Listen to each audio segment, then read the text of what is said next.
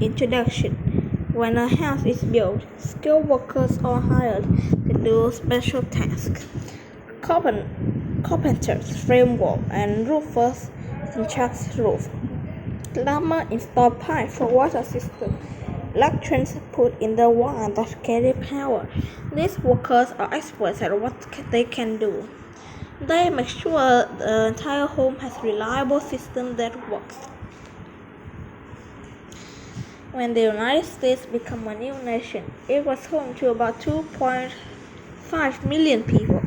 And just like a house, the new country needs reliable system to have it well for its citizens. The country's new founder noticed they came up with a way for experts to look after the nation, many systems, and the president run the country.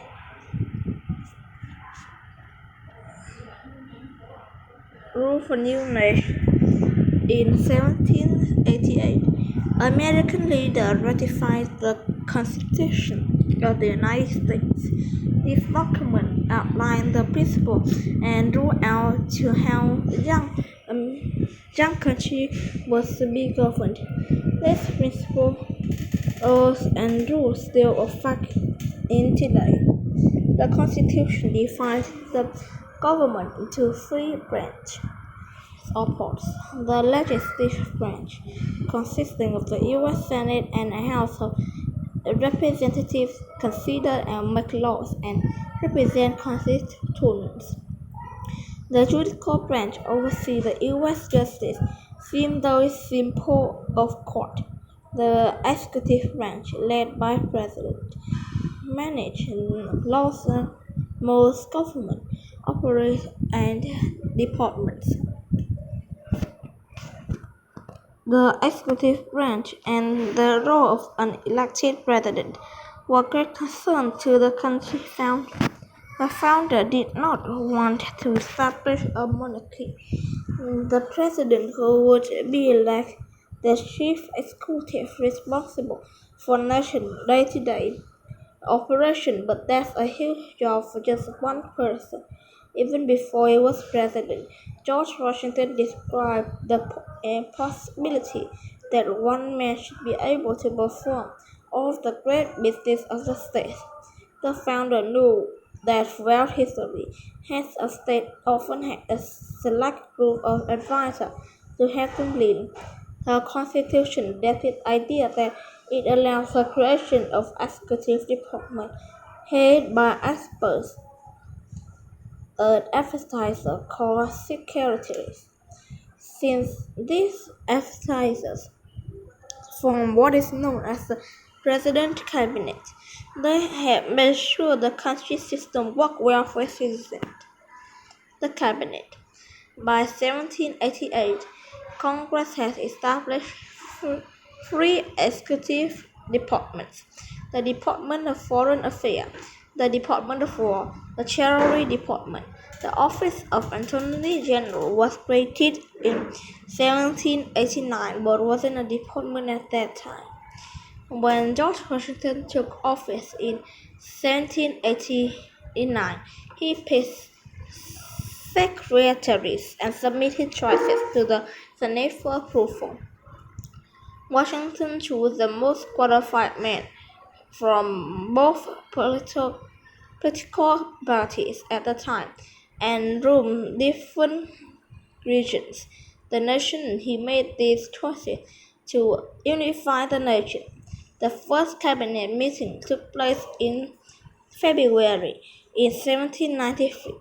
Secretary of Foreign Affairs Thomas Jefferson got into a frequent disagreement with the Secretary of the Treasury Alexander Hamilton about the direction of the country. Hamilton, like Washington, felt a strong federal government was bad. Jefferson was a strong believer in state rights.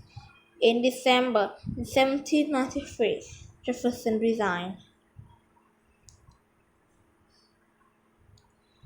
That experience led Washington to announce that he would not select cabinet members who opposed the way he wants to govern.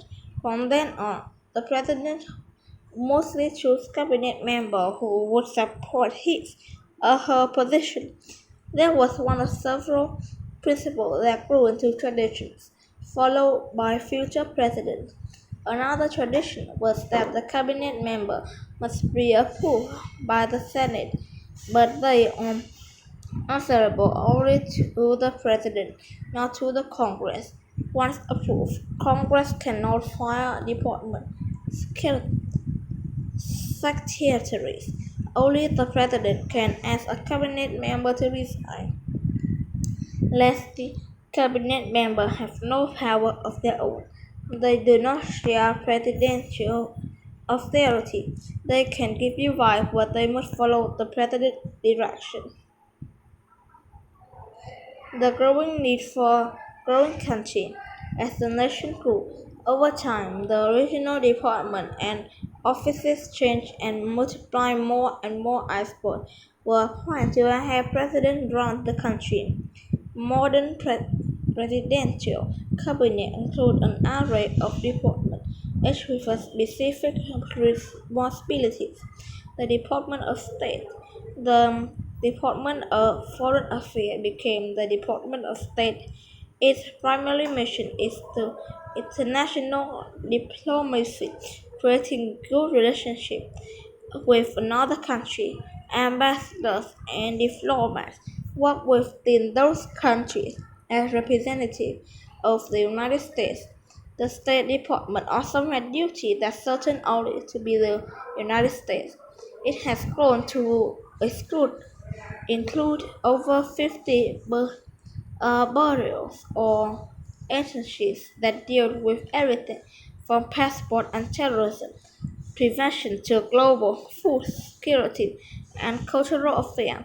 The State Department main offices are in the Washington D.C., but it has over 300 embassies in more than 190 countries. The Department of Defense in 1947 Congress voted to unify the U.S. Army, the Navy, Marines, and the Air Force to a single department, the Department of Defense. This department is headquartered at the Pentagon in Washington, D.C. The President is the commander-in-chief, but Defense Department manages the military force need to conduct war and protect security of the nation. It is by far the largest of the cabinet department, with over 1.3 million service personnel and 742,000 civilian employees. The Department of the Treasury. Among the Department of Treasury duty is the regulation country's bank, the collection of taxes, and printing the national currency. This department is located in Washington, D.C. It still carries most of the original duty assigned to it in 1789, but there have been some changes. The Postal Service was under its direction until 1829. Matters associated with business have since been delegated to the Department of Commerce.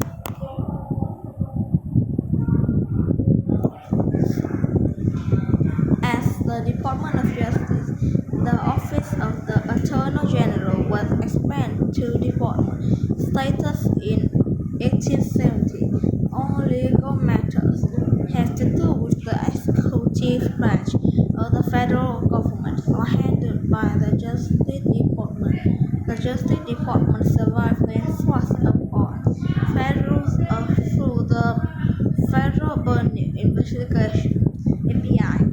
U.S. Marshal and U.S. Attorneys also investigate civil rights violations, immigration concerns, and federal prison management. Additionally, the Drug Information Agency (DEA) falls under the Justice Department. Like other cabinet departments, the Department of Justice is part of the executive branch rather than the judicial branch of the federal government. The Justice Department functions like a local police force. It enforces the law. The federal court job is to determine the constitutionality of the law being enforced and whether those laws are being interpreted and enforced correctly by Justice Department. The Department of Homeland Security, established in 2002, the Department of Homeland Security is taking safeguarding citizens within the United States border. It is the third largest cabinet department, with almost a quarter of a million workers, with the U.S. Coast Guard, the Security Service, the Transportation Security Administration, and Immigration and Customs Enforcement are all part of this department. They are to protect residents of the United States from all kinds of harm, cyber attacks, smuggling, or invasion by sea, airplane sabotage, and natural disasters.